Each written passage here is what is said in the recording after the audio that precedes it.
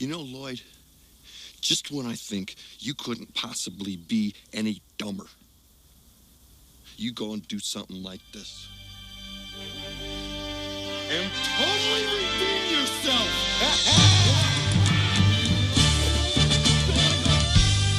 Hey, Mariner fans. It's Max Schwabe with Chris Zweifel, Chris Sobba, and Evan Barron.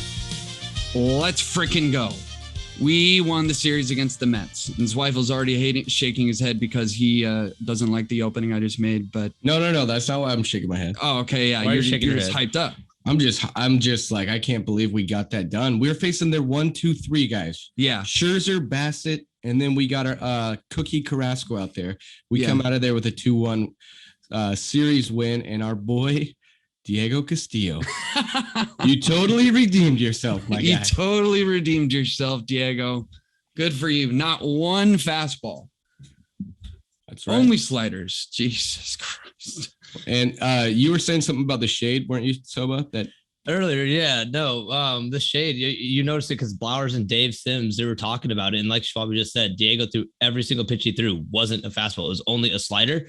And the shade, you could see from the pitcher's mound to home plate, it's difficult to pick up that slider coming out of Diego's hand rather than seeing that fastball. And so I don't know for sure if that's why he threw it every single time, but that's what he did, man. That's what he did, and able to get that check swing call on Pete Alonso. And Dave Sims kind of teased me, making me nervous, making the call before the call was made on the field, because the first base umpire had to give him the yes or no on if he went or didn't. Oh, man, and he obviously did go. But holy shit, man! I mean, the energy of this game. I'm sitting here today by myself watching it at home, and it felt like I was sitting in the middle of September watching a game that was crucially important, because this game was crucially important. I mean, we have been on a skid, and the Mets have never this season, they had not lost a series. They had not, and we hadn't won a series on the road yet. And so we come into New York and the stars shine in New York City. I mean, Julio Rodriguez, he's the youngest player since Alex Rodriguez and Ken Griffey Jr. in Seattle Mariners history to reach base 5 times in one game. That's right. He went 4 for 4, 1 walk. 1 walk in his bomb piss missile of a ding dong, man. He got a hold of that one. Did you see it with the swing, the ball flying off the bat? I mean, right away, you knew that was just roped. Yeah. And then Cal Raleigh hit one that was even further. Well, not the same exit velo, but it happened to go a little farther. They weren't back to back, were they? No. Okay, same got it. Inning though. Same inning. That's right. Yeah. Yeah. Toro was on for Raleigh's. That was really nice to see him get something going. It was only his 3rd hit on the whole year. second home run. I know. Second homer though. Let's go, Cal. That's something, bud. But that was, I mean, I tell you what, we were talking about it offline, but it's so nice to come back from vacation. Chris Zweifel, welcome back. Myself, I'm welcoming back. But, when we were out there in Mexico, I wasn't really watching the Mariners just because, we were really on a skid. And, we've seen this historically, right? Like we start off the season pretty strong, and then we kind of go into this slump. But I tend to lean towards Sobba's optimism in saying that, when the Mariners go through some sort of slump, which it's pretty much inevitably happening every year, I think it's good that we get it out of the way somewhat early. It was like last year with the Padres series is what we're talking about I mean, everything looked doom and gloom from that. I mean, I was so pissed off. I can't remember the run differential in that series, but it was like every single game, they were just dominating us. Yeah. And, with this year, with how stuff started, and even before that, how optimistic we were for the season, to go on this last couple series just skid where everything seemed to be unraveling, couldn't get a hit, seemed like it was back to old Mariner baseball where, we're finishing the game with 1 run and 4 total hits. To come into this series, get this super hard road trip started off, which actually I thought it was going to be harder, but I mean, the Blue Jays are skidding right now.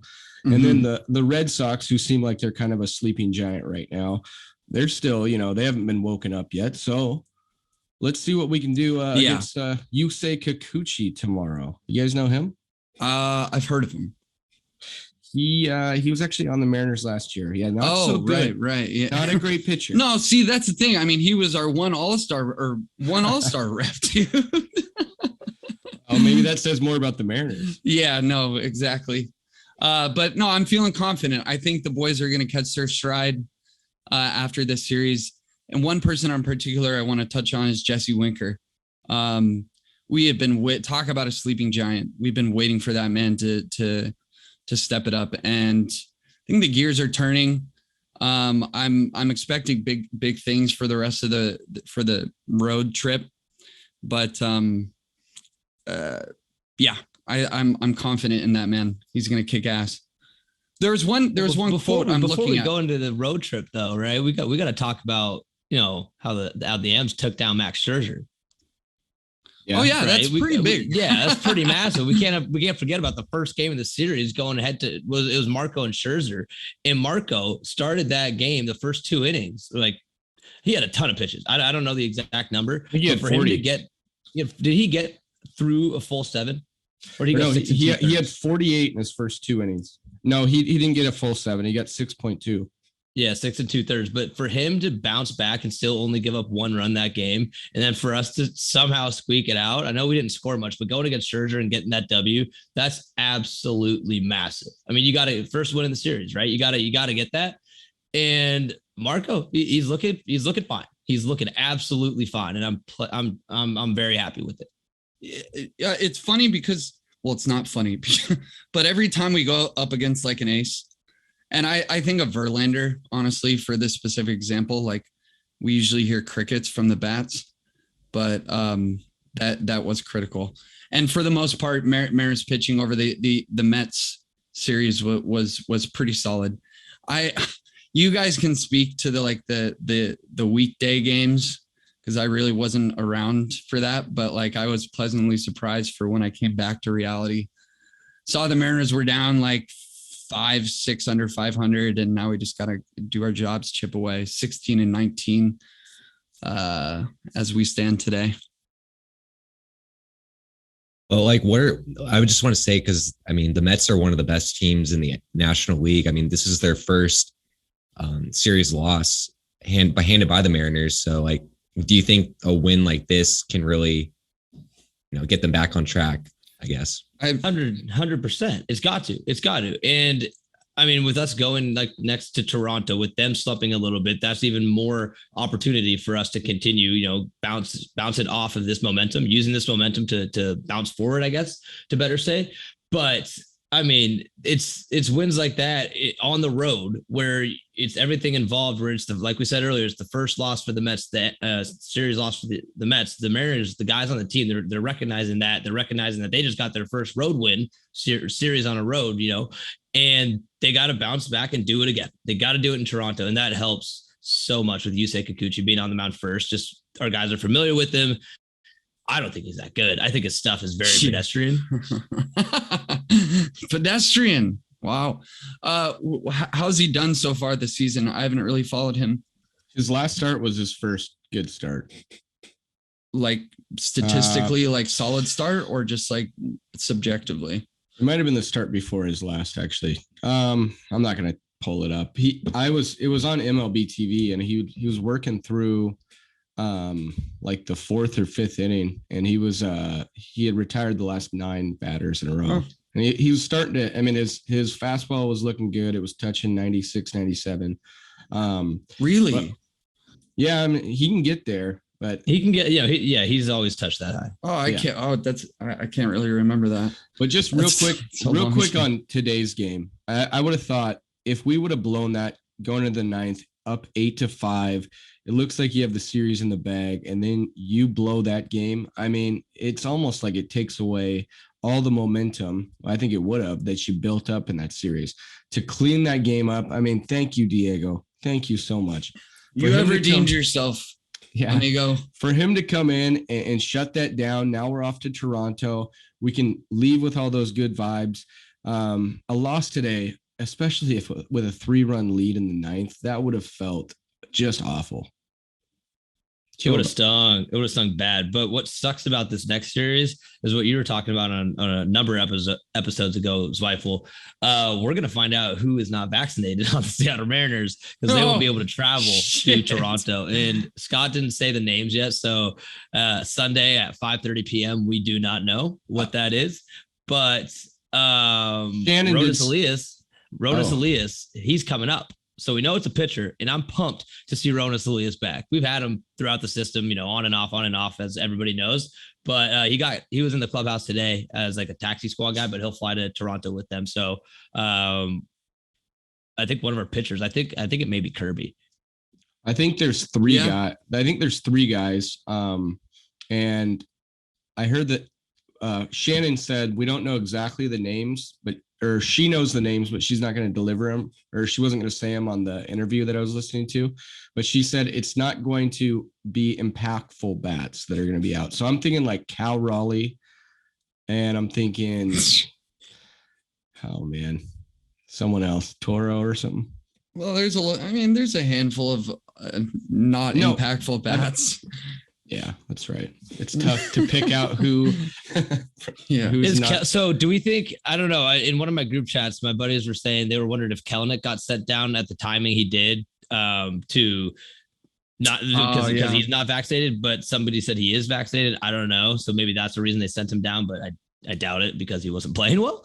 I got screwed, Evan. I don't know if you guys, Zweifel and Schwabi, listened to our last episode, but we did a pick to hit segment last week, and I picked JP Crawford and Jared Kelenic, and JP Crawford didn't even start the first game against the Phillies.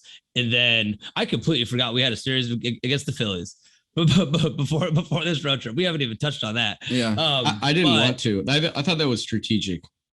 I just don't talk about it because this Mets series took so much energy. But I got screwed, man. JP Crawford didn't play in that first game, and then Kelenic gets sent down, so he doesn't even get to play in the series against the Mets for his redemption tour. So Evan, I got to Venmo you $20. Congratulations. Yeah, I'll hit the request button on that. History repeats itself with you again winning on the pick to hits, which is just. But look at this as well. When I said Winker was my guy this week, and he went off. So I mean, maybe we may have to bring back this segment and we can get these guys rolling, and all that. But we'll just call it Evan's pick to hit, and we'll it'll be an Evan segment, and we'll ask Evan who's going to do well this week, and we'll just leave it at that. Yeah, I kind of like that. Yeah, I kind of like that. Yeah, okay, that's gonna put Evan on the spot, man. You're gonna have to keep doing your thing, Evan. He can do it. I literally just go with my gut feeling, and it's been paying off for me. So we'll see. But yeah, Chris, happy to take $20 from you. So I'll be expecting that pretty soon. Good man. I'll send it right now while we're on air. Let the people know. But yeah, I guess do you guys want to touch more on Kelenic's situation? What do you think him going down to the minors does for him mentally going forward? And when do you think maybe he could get called back up again this season? I don't think there's any timeline for him to get called back up. I mean, Service did say that we'll see him again soon. I don't know what that means, but for the most part, I think it's just don't rush this kid. Even if you had to go out and make like a small trade to bring in an outfielder, I think it's a lot better than bringing him back up too early. I think you sit him down there and you let him enjoy baseball again, get the feeling of hitting the ball again, get the feeling of making an impact on a team. I know he was doing really well out in the outfield for us, but I mean, he needs to get back to having an approach at the plate, sticking to it, and smashing some baseballs. And, even if he does that in the next couple of weeks, that's like too quick of a turnaround to send him right back up. He's got to be down there for a while and figure it out. So when he comes back up, we don't have to keep sending him back down. Where are we? Is he going to be playing alongside Kyle Lewis? For a little bit, and then Kyle's going to be up. Or is Kyle in AAA, or is he in? Kyle he's on there. Yeah, okay, got it. God, I want him up here, dude. Yeah, he's been playing. He played back-to-back games, and I think he was out for a few games in like 3 in a row. But then the last 2 days, he's played back-to-back. I think at the DH spot. But the more games he can play in a row, the better he's going to look to Jerry and Scott, and hopefully he'll get up soon because we need him. But I love being able to see a hometown kid, Steven Souza Jr., do his thing. He got his first RBI yesterday on Saturday, even though we didn't win, but he got his first Mariners RBI, and he's from Everett, right? And so hometown kid, man, and he is like, he's all on Twitter talking about how like this is one of the coolest things he's ever done, being able to put on a Mariners uniform and hit an RBI for his home team. Like that's what you dream of. Like, and when we were playing wiffle ball as kids back in on the field by your house, Evan, you know, we'd be making up those scenarios in our head as every kid does. You know, for the Seattle Mariners, Chris Sobba batting, right? And he got to do it. He got to do it. So I love it. So hopefully Steven Souza Jr. can you know find a good stride while he's got his time up in the majors on the Mariners before we get Kyle Lewis back, before Kelenic, which yeah, I think on the Kelenic side, leave him down for as much time as we need. Let him get that mental right and back to, you know, enjoying baseball, having fun. Yeah. Then we'll get him up when the time's right. That actually no pressure to speed that up, you know? Yeah. That flows well to one of our questions from the dugout this week. Brian asks one of his two questions was, what did you guys think of the Kelenic getting sent down? What's your opinion on his long-term viability with the team? I think we covered that pretty well. Do you guys, dare I say, like, would we ever use him for trade bait? No, I don't think so, man. I really do not think so. He's 22, 21 years old. I mean, he's had less than 100 games in the MLB. Like, you know, give the guy some time to blossom, right? It's not Juan Soto Jr., Fernando Tatis, Ronald Acuna, now like Julio Rodriguez. These guys are like anomalies who are able to perform right away. It does not happen often where a top prospect comes up and they perform out the box at a superstar level. But it's kind of funny. I saw a tweet that somebody said those three guys I just listed, Tatis, Acuna, and whichever other one I said, but that they were like the worst thing for young baseball players because they set the bar so high for the expectations for people to come out the box come out the gate firing on all cylinders. It just doesn't happen. So give Kelenic, let him go back down. We're not going to use him in trade situations. Like keep him, hang on to him. The last thing I would want to see is us give up and then Kelenic just figure it out. And then it's, you know, you won't make Mariner fans happy because Mariner fans will then go the other way. Oh, we always end up trading away our prospects because we gave up on them too early. I mean, you can't please everybody, it seems like, but no, do not trade the guy. No, keep him. Another thing to think of is there's hundreds of guys in the MLB draft coming out this year who are older than Kelenic. I mean, he's up right now at the big league level doing stuff that, you know, a lot of people think he shouldn't even be here, which, yeah, I mean, his stats bear that out. Just let him go down, get his stuff figured out. He probably came up a little bit too early. I mean, it seemed like he definitely thought he was called up late and he was being held down there. We see that that's definitely not the case now. But yeah, just let him develop a little bit more. He's only half baked. I couldn't agree more. And what I don't want to skip on while we're still on this Mets series, kind of. I failed to recognize when I was doing pick to hit, I picked both JP and Jared Kelenic because of the redemption tour. I was hoping that they would get the chance to do JP with the Phillies, Jared with the Mets. Also, though, Paul Sewald had his own redemption tour against the Mets. And we saw today how he was, you know, quieting the crowd or doing one of those hands to the ear things like, I can't hear you, the Hulk Hogan thing, right? I can't hear you. And he's got a vendetta against the Mets. He doesn't appreciate how they treated him. Granted, he had like a 5+ ERA, didn't pitch that well with them. The Mets couldn't figure out how to use him properly, I guess, either. Kind of a mixture of the both. But Paul Sewald, 2 appearances, allowing 0 hits. He was lights out against his former team, and he was not quiet about it, man. So I was loving seeing that, him shush the crowd. And Jesse Winker was talking to the crowd too. Jesse Winker's got a long history with the Mets fan going back to his days in Cincinnati. And he was saying in an interview, he's like, this is like one of the coolest relationships I have with these guys. And they're just yelling at each other. We see at the end of the game today, the entire outfielders, Jesse, Julio and Souza all waving bye-bye to all the fans in the stadium. I mean, that's what you love to see. When he hit that home run, did you see Shreve like yelled at him? He's like, "Get going, dude! You're standing there walking." And he's like, and then he does a slow trot around the bag, he does his little home run celebration at the plate, and then he just sticks his hand up in the air, waving at all the fans, just holding it. I mean, I thought it was kind of a dick move, but I loved every part of it. I mean, he's having fun. He's having fun. But the pitcher hated it. He was like, who the fuck is this guy? And dude, that's what a game like that, an environment like that, where the player Jesse Winker in this case isn't only playing well, but like, talking back and forth with the fans, getting into it to a different level, different extent of the game. And for him, like I just said, succeeding and doing well, that could also kickstart he's got a 7-game hitting streak right now. Quietly, he's got a 7-game hitting streak. He's figuring it out. And that could even be a bigger boost of confidence to him moving forward. So hopefully that can just continue stacking up. But liking where Jesse Winker's at right now. You guys see that video? I think we've talked about it. The Mets video, like, who's this Jesse Winky guy? Oh, yeah. Oh, yeah. That's a good. Well, I forgot it so when you and I went to the game last or 2 weekends ago, Chris. I had forgotten about that. I didn't even put those two together. That's fun. Yeah. Now they know who Jesse Winky is. Yeah, now they do. They hate him. And Mets Twitter was going off on Paul Sewald for doing all that nonsense that he was doing to them. They all were like, "Oh, we don't give a shit about Paul Sewald," but they had Paul Sewald trending on Twitter, so they give a shit a little bit. Yeah. It was pretty great. But that's just fun. Like, we don't always get to see that, like that types of interactions. And we had it twice with Paul Sewald and Jesse Winker talk to the Mets fans. That's fun stuff. It's fun stuff you like to see in baseball.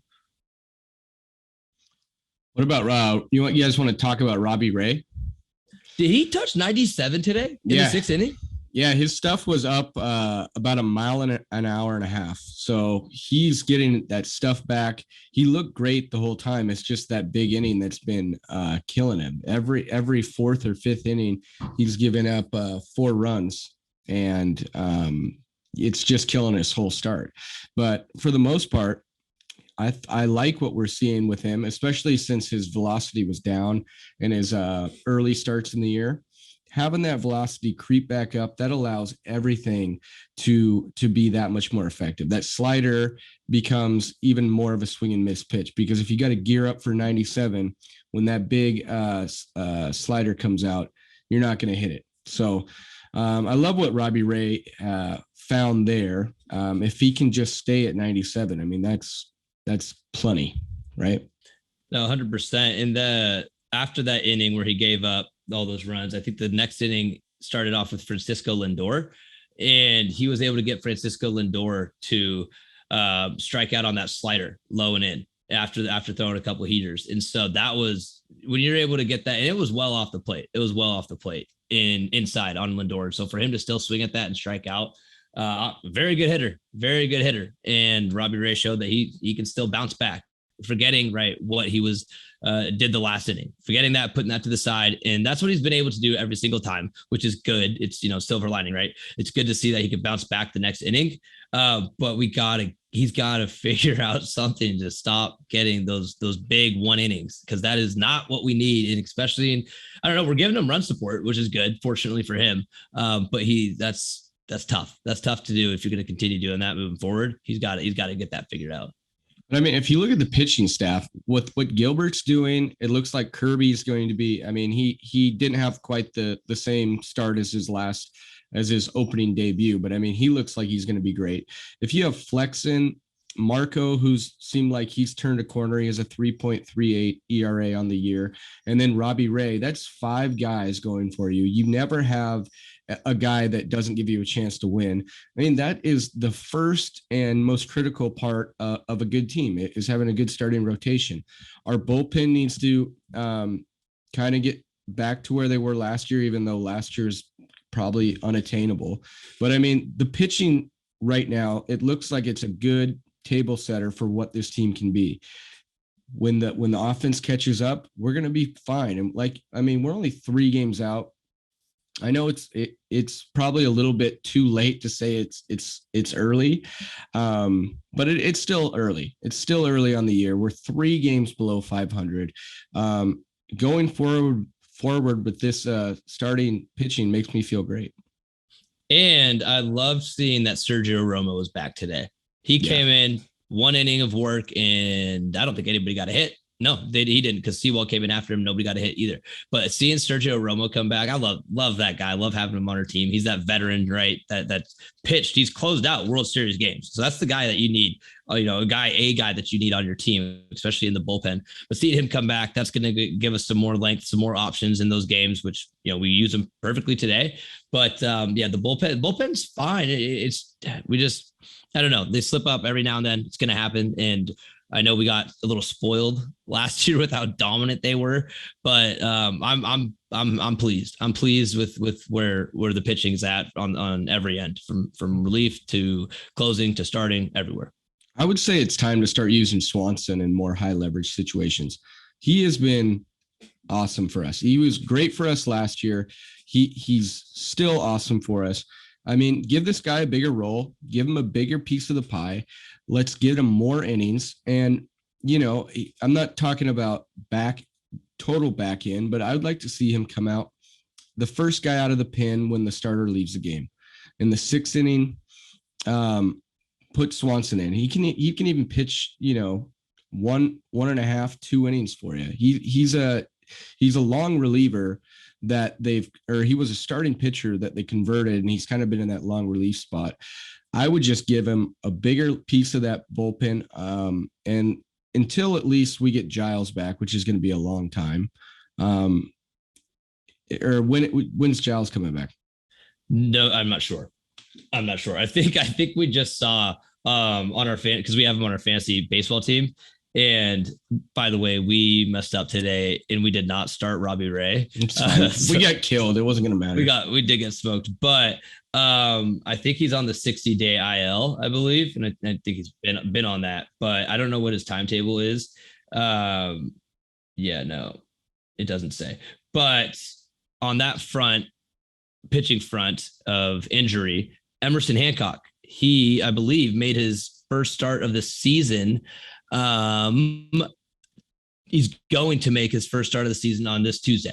And so he's going to be in Arkansas. He had some sort of injury. I forget exactly what it was, but he's a number 4 prospect, and he's an arm out of in the minor league system that obviously we hopefully will maybe be able to see at some point this year if needed. If the guys, the 5 that are starting right now, are doing their job, then we won't need to see him. But chances are, I don't want it to happen. Somebody may get hurt. Somebody may not be performing well, and we'll have him to bring up and get another guy to make his debut who we've been waiting for a long time. So we'll see. Not that long, but we'll hopefully he can do well on Tuesday. But it's great to see him coming back from injury. There's also Brash, who I think if we bring him back up, he goes right to the bullpen and he can help us out a lot. He gives another arm that has that wipeout velocity slider that really would be great if you need swings and misses out there.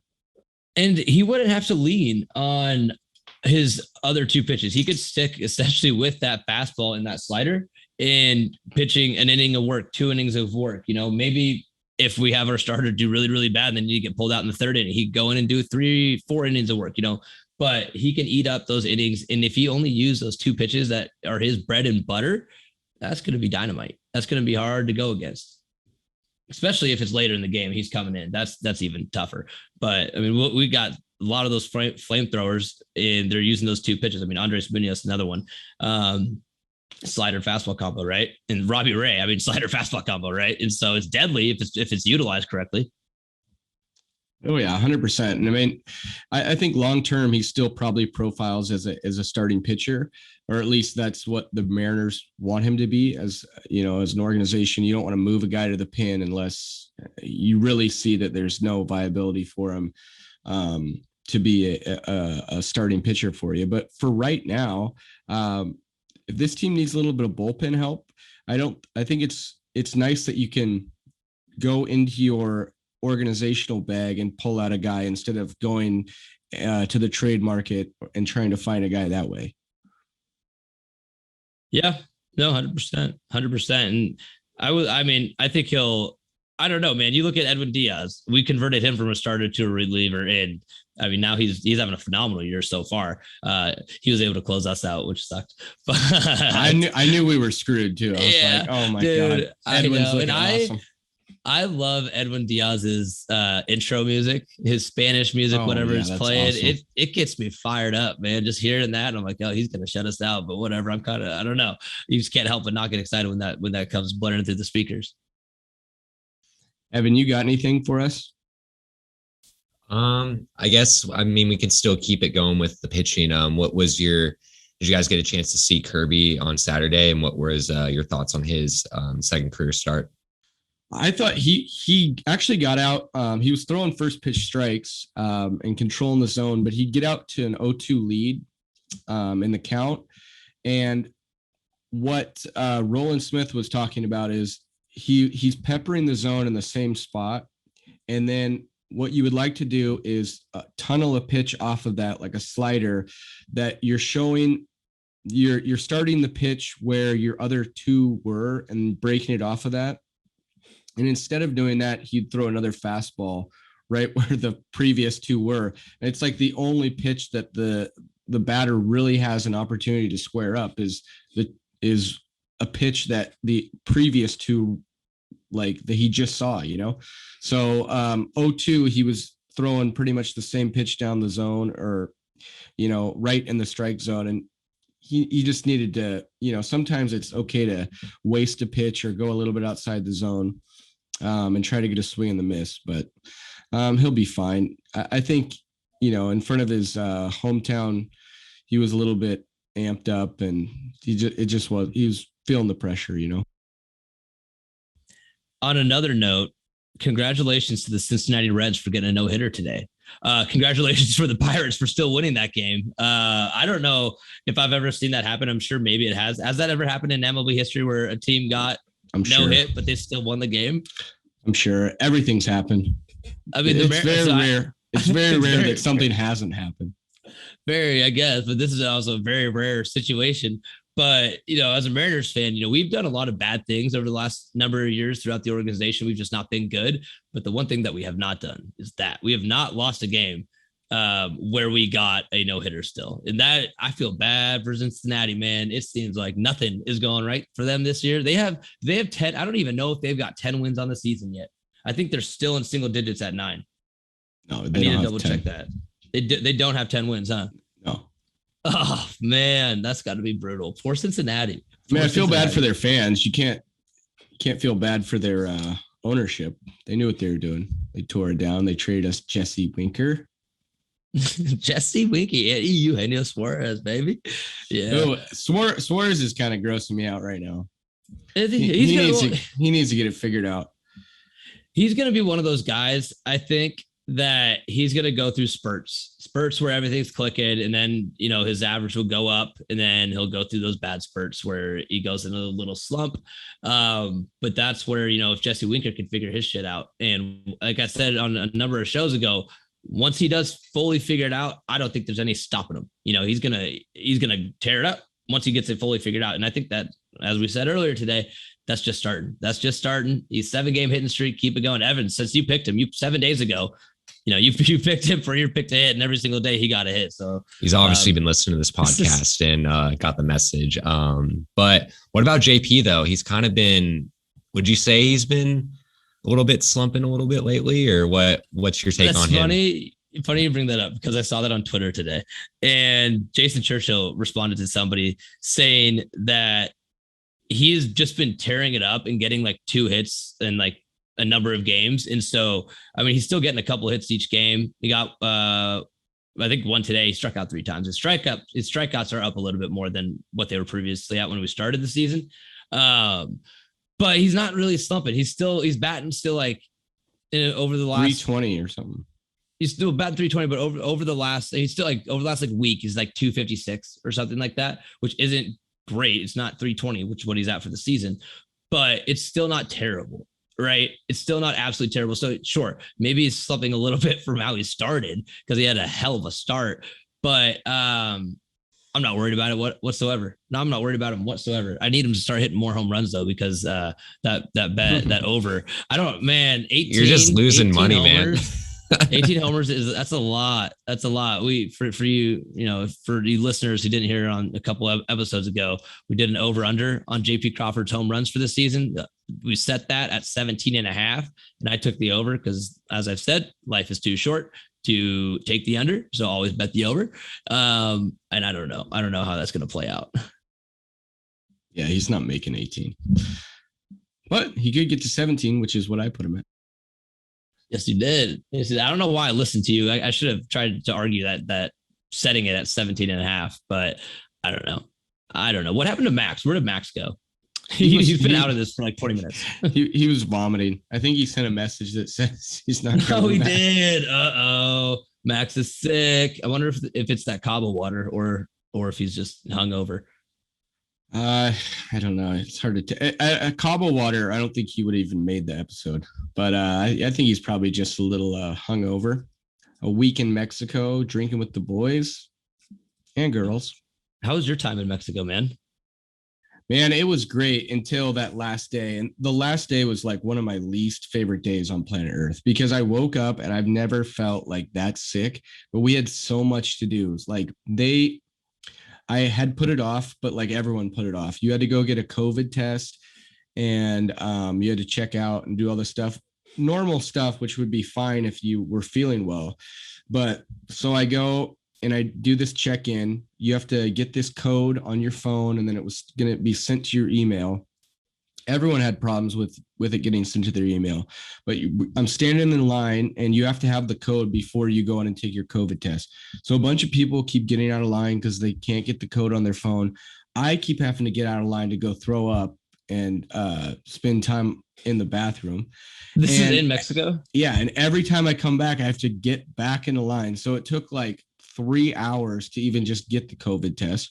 And then I'm sitting in there and I'm like, I definitely have COVID. So I don't know if I'm going home.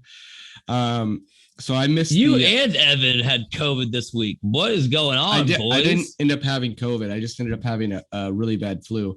But I missed the charter that everyone else got on. So everyone else split the charter. I had to get my own. So it was like $70.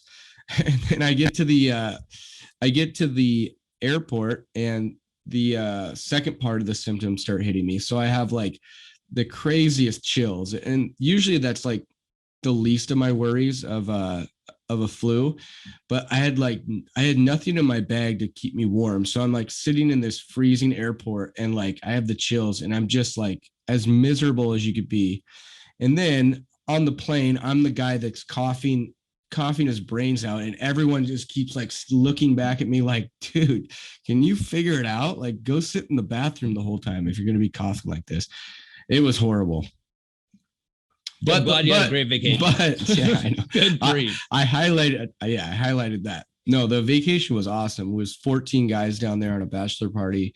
Went on a catamaran booze cruise. That was probably the highlight of the trip.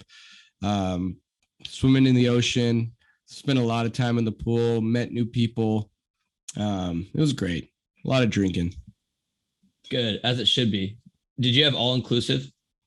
Yeah, but the food down there, man. Dude, the food at the place was so bad. Luckily, we found this little place that was like grilling up hamburgers every day, and those were good. So like all I ate down there was like hamburgers. But dude, the food and the breakfast. You ate American food in Mexico. Dude, the food was so bad at the resort. Like it was the worst of everything. Like it was like the worst eggs I've ever had, worst like breakfast sausage I've ever had. Like the bacon was awful. Like nothing was good. This sounds like the worst Mexico trip ever. And I've only had good experiences with Mexico. So I'm sorry, but I forgot. Okay, so there's like this epic pool party, and there's like this foam dispenser that's like blowing like soap everywhere in the pool. Everyone's like, tossing it up in there. This stuff is like pouring down, and I go like right under it. I look up, and it just gets like just caught in my throat. I can't breathe, so I end up throwing up in the pool.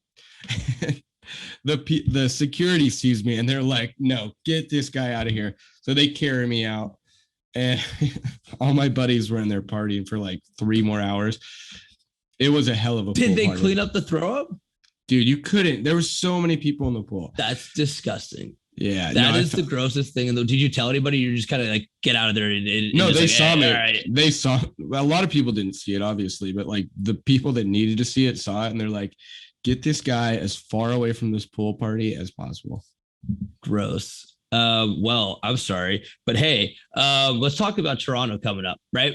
And as we've touched on it briefly a little bit with Kuchi going first. But we got Kevin Gosman as well. That's ending the series. And then Jose Barrios, we're going against those two. So Jose Barrios hasn't been doing as well. He's got a 5.82 ERA. And so he's not starting off hot. So that's good. Hopefully the bats can figure him out.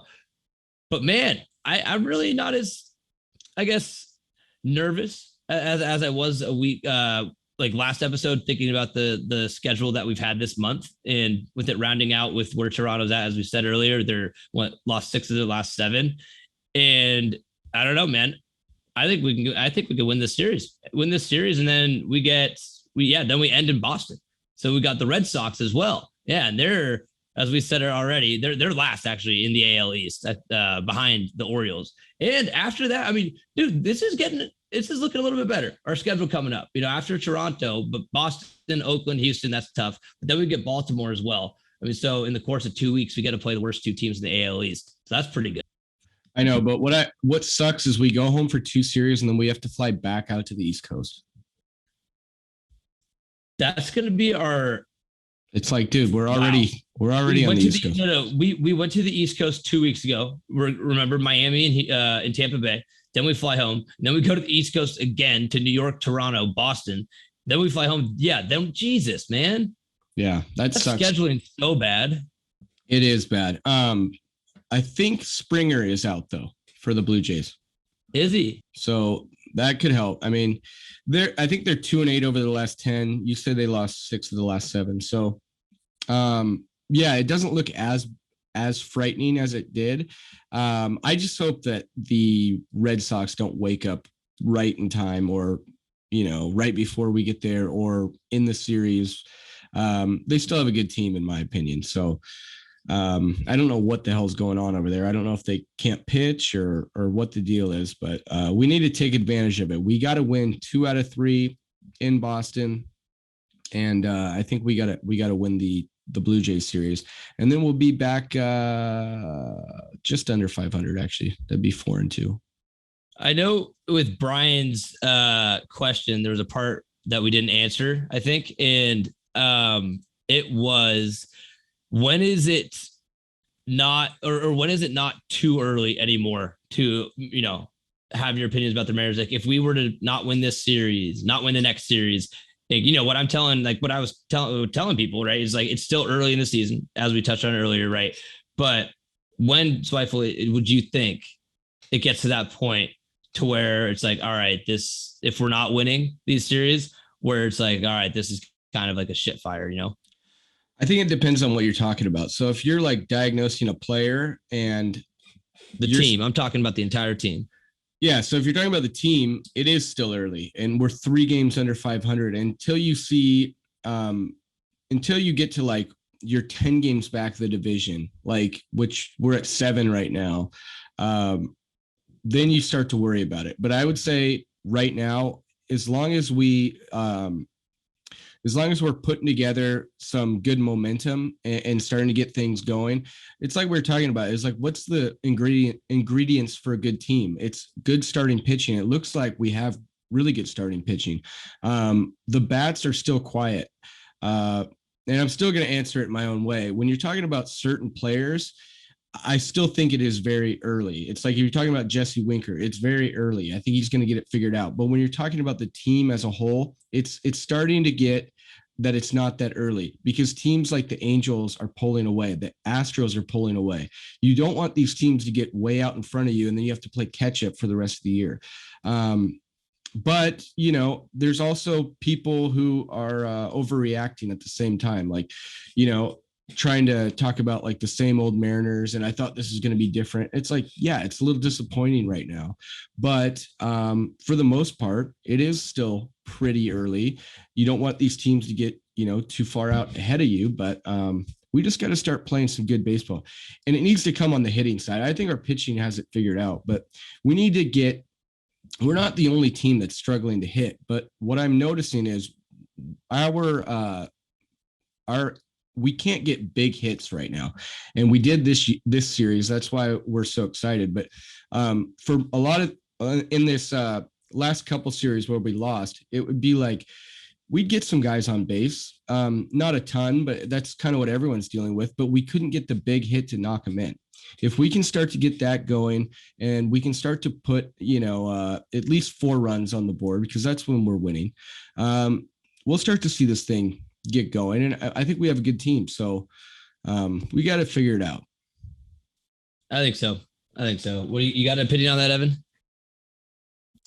I think you guys pretty much summed it up, but I just think that, it's only May, so got plenty of time. And I guess maybe one more follow-up is, I guess, like, because we were kind of in this situation last year as well, as far as like, after this slow start in May, how do you think this team compares to last year's team? Or is there a difference, would you say? Or is it more like, what would you say to that? Yeah, no, this team's completely different. Yeah. This team's completely different, right? I mean, except like the bullpen's still pretty similar, but, starting pitching is it's 2 different guys, I guess. But, and then, Jesse Weaker, Eugenio Suarez, Adam Frazier. I mean, the team's different. It sucks that sucks that Haniger's out to like, what is it, July? Is that what that's what they're saying is July. Yeah. Yeah. So that, I didn't know it was going to be that long initially. That's a bummer. But I don't know if we can get Kyle Lewis back. That'd be huge. But no, this team is, I mean, it's easy to see the difference, I think. I think we've been talking all year long about how the DH is going to be a rotating spot. But right now our DH position is like by far the worst in baseball. They're hitting just over 100. Go get a guy like Nelson Cruz. I mean, the Nationals suck. He has a 50. If you could entice them early enough to be like, hey, you guys are out of it. Throw Nelly in a package. We'll pick up his full 15 mil for this year. I don't think he would even cost that much, but I don't think he'd cost a whole lot at all. But it would just be hard to prime away this early, because I don't know if they're totally just like ready to sell. But we need something the DH, even if Kyle Lewis is coming up to replace a Haniger. That DH spot is still going to be Toro, and it's going to be, a rotating spot of whoever else. And we need more from that DH spot. Yeah, I would. Mancini would be another guy I would look at. Trey Mancini, really? Yeah. Just to simply sit at DH? Yeah. It was like we were talking about. We've always had this thought of a rotating DH, but with us getting absolutely nothing from that position, it might be time to just pivot into a guy like Nelson Cruz, who's just a professional hitter, or a Trey Mancini, who that's all he does. He's just a professional hitter. That would make our lineup so much longer. It would give us some thump. We're not hitting a lot of home runs right now. I mean, a Mancini or Nelson Cruz, put him at 5, put him at 4. I think it allows you to slot that whole lineup out a lot better. I would consider that. I'm not saying Jerry has to go do that, but I think it's something that needs to be considered, because you're not getting anything out of Toro. You're not getting anything from the 4 spot out of Suarez. We can't go on too much. This season is too important to go on for too much longer, where we're just getting no hitting, no run support. Our pitching's still doing well, but we're losing games, 3-1, 3-2. Yeah, no, I hear you. I agree. I kind of agree. Like, if you get a solidified DH in there and they're not having to, change their pre-game routine, their just specific job, right, is to only do DH, and they're not in the field some days, like the Nelson Cruz. I remember before the season kind of started, when we were still right when the lockout ended, and people were talking about getting Nelly, and I was actually I wasn't against it, but I was like, I don't think that's what we need. But as it's playing out, the DH spot just isn't producing whenever the person's in that spot for the day. They're rarely producing, at least. And so maybe you do that. And maybe that's what we're going to see. I don't know about Trey Mancini, maybe, but the Nelly would be sweet because he's still good. He can still hit, and it's Nelson Cruz. We all got love for Nelson Cruz, and I got his jersey, so I could bring that back out. Yeah. I mean, I think he'd be a good fit culturally for the team as well. Oh, I know he would. Who doesn't love a little bit of Nelson Cruz? Yeah. Well, all right. That's what we got. I mean, I don't know if we got too much else to cover, but hey, big series win for our boys. Giving the Mets the first series loss of the year, and arguably arguably the best team, in baseball right now. And so that was great to see. But let's keep this momentum going. Let's ride this wave. Let's go to Toronto with all of our vaccinated players who can come, and we'll leave some of you guys home to watch on TV. But then when they come back to the States, and we're in the eastern part of the States, again, still in Boston, let's hit some tanks over the Green Monster. Let's go mess with Pesky's pole, and let's have our own little Boston tea party. Take it to them, and let's get a couple more series wins. Come back home. Keep riding this momentum. Let's turn the page. This is where the season starts. We're just getting started. So that's all I got. But go Mariners.